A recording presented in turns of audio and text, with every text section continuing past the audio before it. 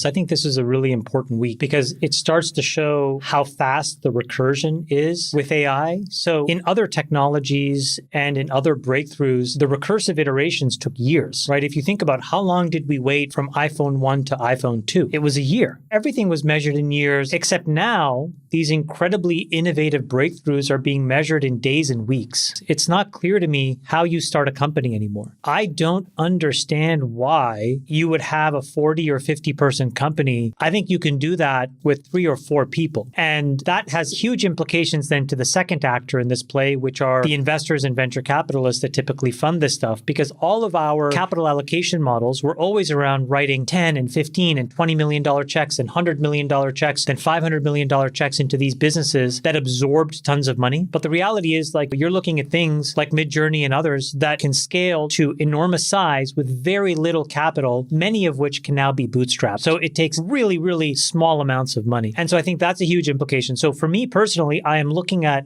company formation being done in a totally different way. Yep. And our capital allocation model is totally wrong size. Look, I think the VC job is changing. Sure. I think company startups are changing. I had this meeting with Andre Karpathy. I talked about this on the pod. I challenged him. I said, listen, the real goal should be to go and disrupt existing businesses using these tools, cutting out all the sales and marketing and just delivering something. And I use the example of Stripe, disrupting Stripe by going to market with an equivalent product with 1/10 the number of employees at 1/10 the cost. What's incredible is that this auto GPT is the answer to that exact problem. Why? Because now, if you are a young industrious entrepreneur, if you look at any bloated organization that's building enterprise class software, you can string together a bunch of agents that will auto-construct everything you need to build a much, much cheaper product that then you can deploy for other agents to consume. So you don't even need a sales team anymore. This is what I mean by this crazy recursion that's possible. Yeah. So I'm really curious to see how this actually affects like all of these, singular product companies. Yeah. And then the last thing I just want to say is